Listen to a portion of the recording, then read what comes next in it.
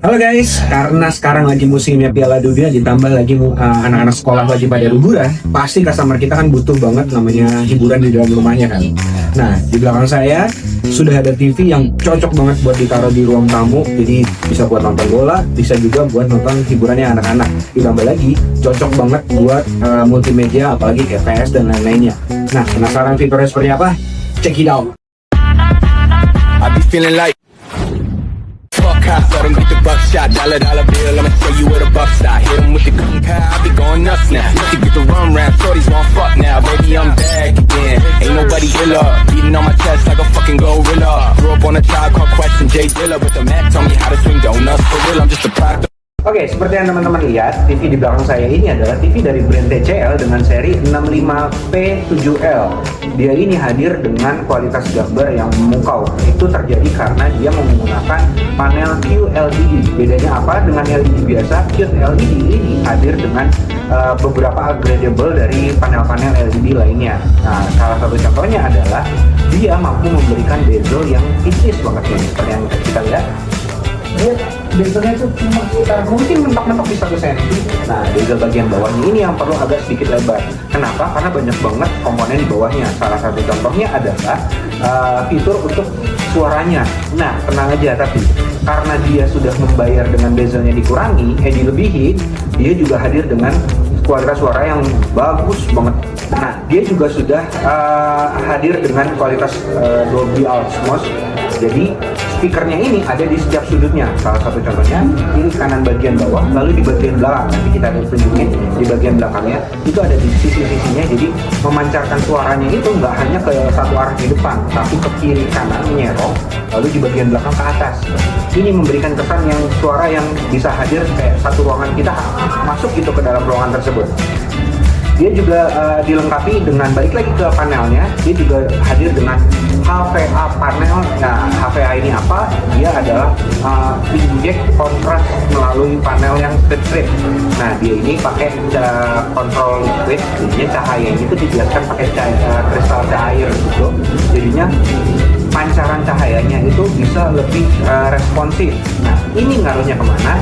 Seperti yang tadi saya bilang, ini bisa dibuat TV untuk main game, apalagi kalau PS5 support banget, yaitu dengan FPS-nya yang bisa mencapai 144 Hz. Bayangin, mata manusia biasa aja itu bisa hanya mencapai 120. Nah, ini bisa sampai 144 Hz. Dia di gerakan-gerakan yang interaktif itu bisa smooth banget ditampilkan sama dia gitu. Oke, sekarang kita lihat port-port apa aja di bagian belakang yang tim-tim teknisi perlu tahu. Kita lihat di bagian belakang. Oke, port yang di bagian kiri sisi kanan dari belakang dari TV ini, itu yang pertama adalah USB 3.0. Bedanya apa sama USB yang 2.0? Itu secara fisik bisa dilihat dari warnanya yang biru. Fiturnya apa aja sih, keunggulannya apa dibanding sama yang 2.0? Nah, ini bisa jadi transfusi data lebih cepat dan supply powernya jadi lebih besar lagi. Nah, jadinya kalau misalkan kalian mau nonton video dari USB, itu bisa lebih cepat gitu, lebih smooth. Jadi ada loadingnya. Ditambah lagi karena powernya yang besar, ini bisa buat menyalakan lampu. Contohnya LED yang di depan tadi. Oke, lalu fitur yang port yang kedua adalah LAN. Ini gunanya untuk biar TV ini kan sudah dilengkapi dengan TV Google atau TV Android. Jadi dia butuh koneksi internet untuk bisa kayak Netflix, interaksi dengan usernya, kayak YouTube dan lain-lainnya. Nah, ini bisa lewat port LAN tadi. Jadinya terkoneksinya lewat kabelan, jadi koneksinya lebih stabil gitu dibanding dengan menggunakan Wi-Fi. Jadi juga ada Wi-Fi. Lalu yang port yang kedua itu HDMI dan HDMI service. Jadi ada disediakan 3 port untuk HDMI.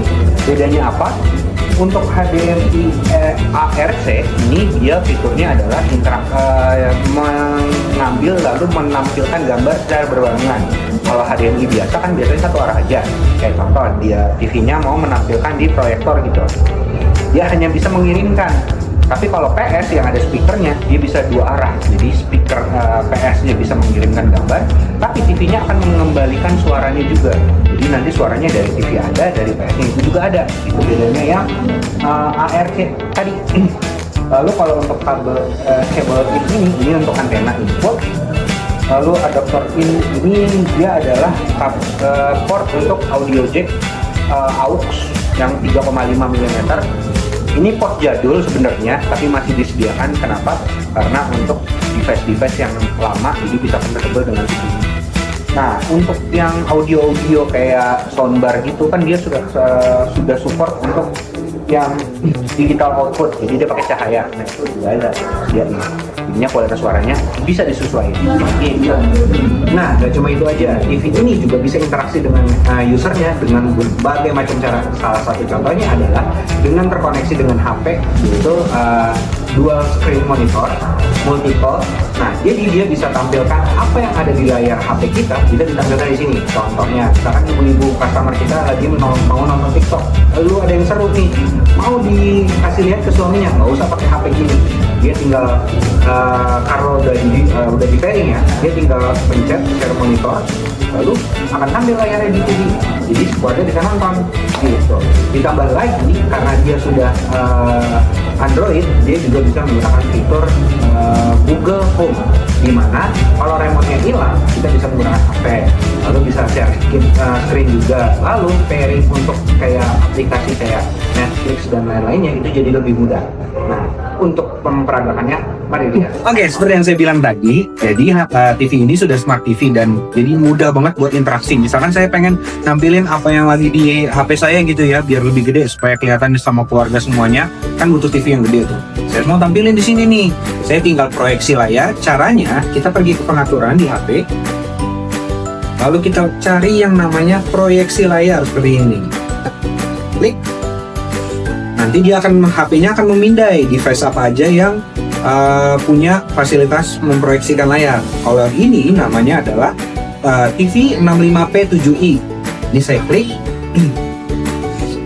Dia akan ada opsional mau membagikan seluruh layar atau hanya beberapa layarnya. Saya pilih yang semua ya. Nah, di sini akan tampil untuk notifikasi setuju atau tidaknya. Saya pencet oke. Nah, nanti hasilnya seperti yang kayak ditampil di layar. Kalau yang di HP kayak gini. Jadi saat saya geser, yang di TV juga ikutan geser. Kalau saya mau buka TikTok, akan tampil juga TikTok di situ. Jadi lebih enak gitu, layarnya gede. Oke, itu aja untuk fitur share screen-nya. Ditambah lagi, ini juga bisa buat jadikan remote. Cuma karena device-nya tidak bisa menampilkan layar, nanti akan saya peragakan di hanya screen monitornya aja. Oke, bye-bye. Karena TV ini memiliki bezelnya tipis, jadi para teknisi-teknisi sana harap hati-hati saat mengangkatnya. Pastikan tidak menyentuh panelnya. Biar saya contohkan. Nah, bagian ini, depan ini, itu yang paling dilarang untuk disentuh. Nah, jadinya saat mengangkatnya, pegang bagian belakang, lalu seperti ini. Jadi agar panel ini tidak tersentuh sama sekali saat pengangkatan. Kenapa?